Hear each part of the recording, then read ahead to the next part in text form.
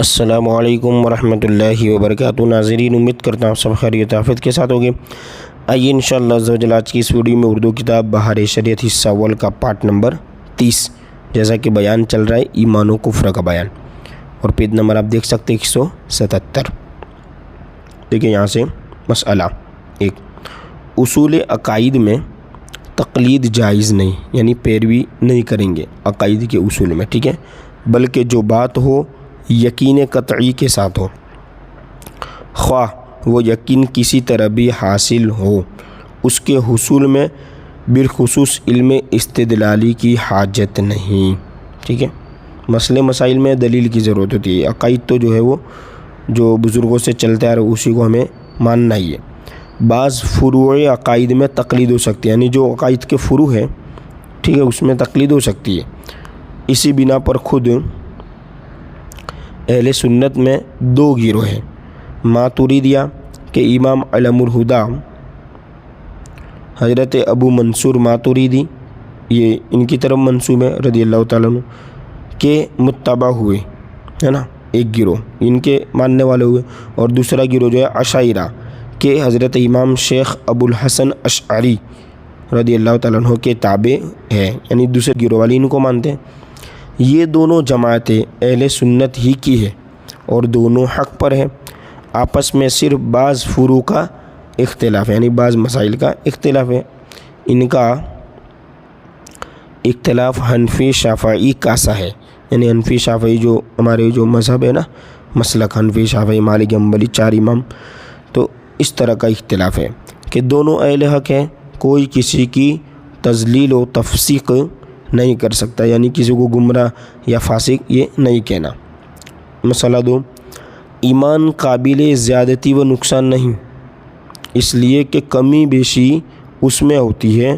جو مقدار یعنی لمبائی، چوڑائی، موٹائی یا گنتی رکھتا ہو، اور ایمان تصدیق ہے، اور تصدیق کیف یعنی ایک حالت اذعانیہ۔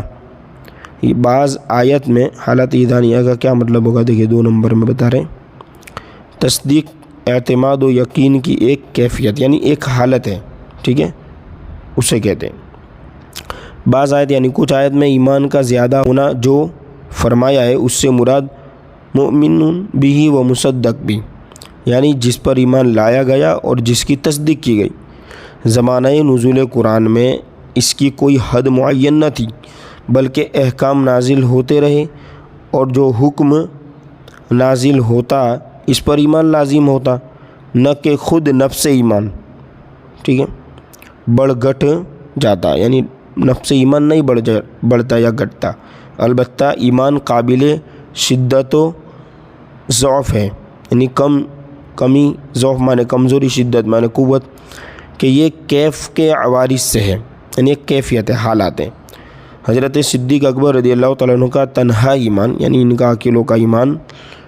اس امت کے تمام افراد کے مجموع ایمان پر غالب ہیں، یعنی سب کا ایمان ایک پلڑے میں رکھا جائے، اور حضرت ابوبکر کا ایمان ایک پلڑے میں رکھا جائے تو حضرت ابوبکر کا جو ایمان ہے وہ غالب رہے گا۔ عقیدہ 4، ایمان و کفر میں واسطہ نہیں، یعنی آدمی یا مسلمان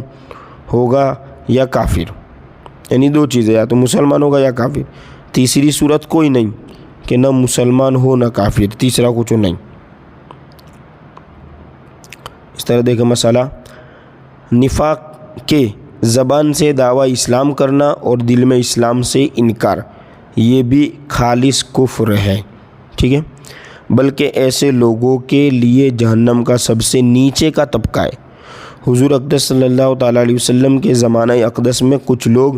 اس صفت کے اس نام کے ساتھ مشہور ہوئے کہ ان کے کفر باطنی پر قرآن ناطق ہوا، یعنی قرآن نے گواہی دی، قرآن کی آیت نازل ہوئی۔ نیز نبی صلی اللہ علیہ وسلم نے اپنے وسیع علم سے ایک ایک کو پہچانا اور فرما دیا کہ یہ منافق ہیں۔ اب اس زمانے میں کسی خاص شخص کی نسبت قطع کے ساتھ منافق نہیں کہا جا سکتا کہ ہمارے سامنے جو دعویٰ اسلام کرے ہم اس کو مسلمان ہی سمجھیں گے، جب تک اس سے وہ قول یا فعل جو منافع ایمان ہے نہ صادر ہو، البتہ نفاق کی ایک شاخ اس زمانے میں پائی جاتی ہے کہ بہت سے بد مذہب اپنے آپ کو مسلمان کہتے ہیں، اور دیکھا جاتا ہے تو دعوی اسلام کے ساتھ ضروریات دین کا انکار بھی ہے، یعنی منع کرتے ہیں اسلام کی جو ضرورت ہے اسے، اور خود کو مسلمان کہتے ہیں۔ اس طرح عقیدہ نمبر 5، شرک کے معنی غیر خدا کو واجب الوجود یا مستحق عبادت جاننا، یعنی الوہیت میں دوسرے کو شریک کرنا، ٹھیک ہے، اور یہ کفر کی سب سے بدتر قسم ہے۔ اس کے سوا کوئی بات اگرچہ کیسی ہی شدید کفر ہو، حقیقتاً شرک نہیں، ولہذا شرع مطہر نے اہل کتاب کفار کے احکام مشرکین کے احکام سے جدا فرمائے۔ کتابی جو کتاب پر صرف مان لائے، کتابی کا ذبیحہ حلال، مشرک کا مردار۔ کتابیہ سے نکاح ہو سکتا ہے، مشرکہ سے نہیں ہو سکتا۔ امام شافعی کے نزدیک کتابی سے جزیہ لیا جائے گا، مشرک یعنی شرک کرنے والا سے مشرک سے نہ لیا جائے گا۔ اور کبھی شرک بول کر مطلق کفر مراد لیا جاتا ہے،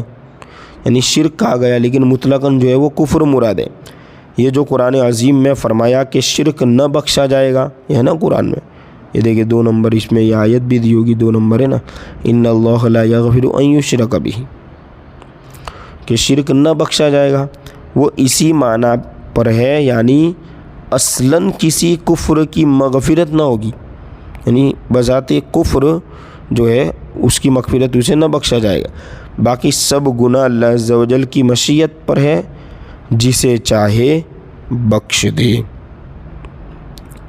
ٹھیک ہے، اب انشاءاللہ پارٹ نمبر 31 میں یہاں سے ہم کنٹینیو کریں گے۔